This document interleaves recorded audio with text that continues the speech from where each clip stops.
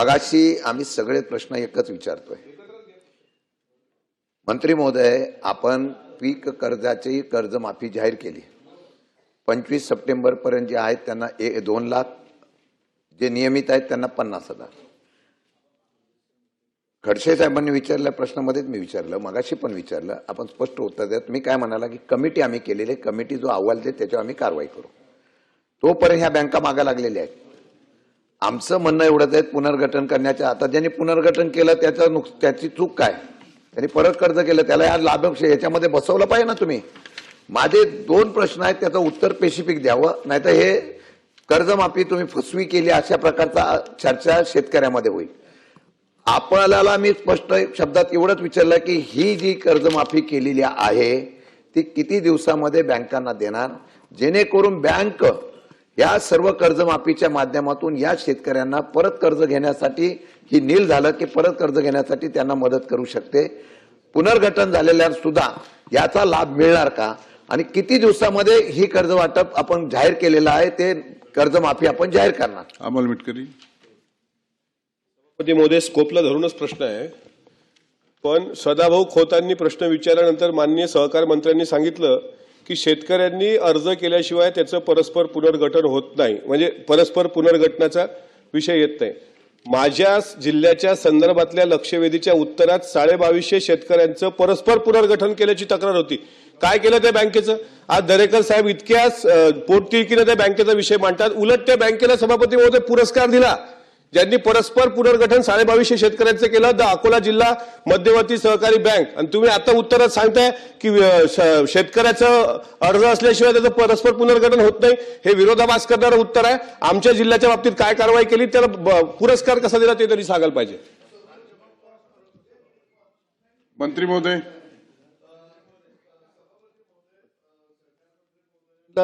शशिकांत शिंदे साहेबांनी विचारला त्या अनुषंगानं की आपण 2025 सप्टेंबर पर्यंत जे शेतकरी थकबाकीदार आहेत त्यांना आपण कर्जमाफी देणार आहे। हे जर पैसे लवकर जमा नाही झालं तर नव्यानं पीक कर्ज आता मे मध्ये शेतकऱ्याला घ्यावं लागणार आहे, ते मिळणार नाही। तर जोपर्यंत पैसे जमा होत नाहीत आणि ते जरी नाही झाले तरी 2 लाखाच्या आत ज्याचं कर्ज आहे त्या शेतकऱ्याला नव्यानं पीक कर्ज देण्याबाबत बँकेला आदेश आपण देणार का? मंत्री महोदय, सगळे झाले आता। सभापती महोदय, कर्ज माफीच्या संदर्भामध्ये 30/6/25 अखेर थकबाकीत जे शेतकरी कर्जबाकी थकबाकीत आहेत ते पात्र आहेत, पहिला मुद्दा।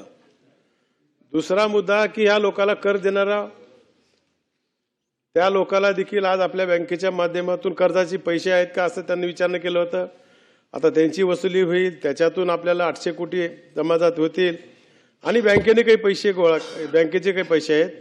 डीसीसी बँकेकडे पुढील खरीप हंगामासाठी 1200 ते 1300 कोटी रुपये निधी उपलब्ध आहे, त्यांना देखील आपल्याला पैसे देण्यात येईल। आमच्या प्रवीण भाऊंनी जो विचारला मत्स्यच्या संदर्भात तो माझ्याकडे माहिती नाही, मी त्यांना नंतर विचारून देतो। आता मी जे सांगितलं की आपली जी कमिटी बसवलेली आहे शासनाने, प्रवीण सिंह परदेशी, त्यांचा अहवाल यायचा आहे, ते कधी येणार आहे? 30 जून पर्यंत। 30 जून मध्ये समजा हे जर बसले तर हे नाही देणार आपण सदाभाऊ। पुन्हा नवीन कर्ज द्यायची सिस्टीम करणं सदाभाऊ, ज्या लोकांनी कर्ज परतफेड केलेत त्यांना आपण कर्ज देऊ शकतो। हो हो, ती आपली ज्या कमिटीचा रिपोर्ट येईल, आपली या तारखेपर्यंत कर्जमाफी होणार आहे, त्याच्यानंतर मग ते कर्ज पात्र झाले तर त्याला कर्ज देण्यात येईल ना सदाभाऊ। हा,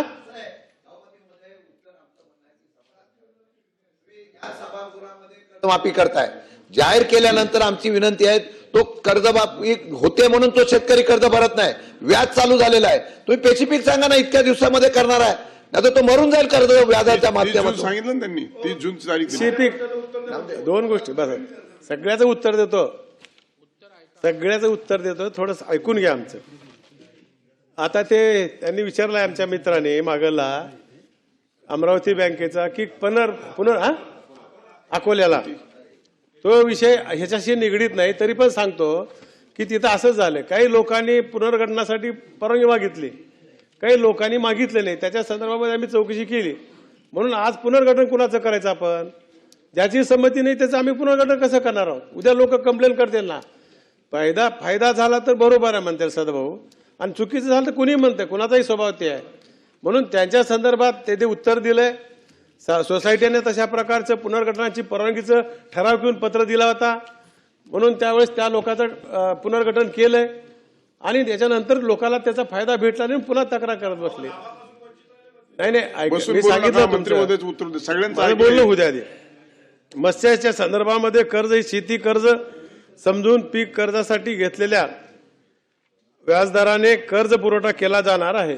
प्रवीण भाऊ, त्यांचा जे आपण देणार आहोत मत्स्यासाठी ते आहे.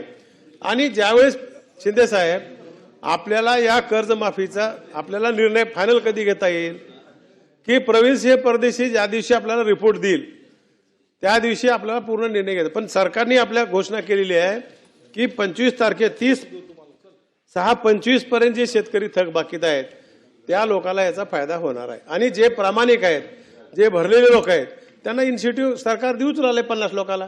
म्हणजे इकडे थकबाकीदाराला फायदा उरला आहे आणि चालू बाकीदाराला 50,000 रुपये देऊ राहिलो आपण. दोघांनाही समावेश ठेवलेला याच्यात.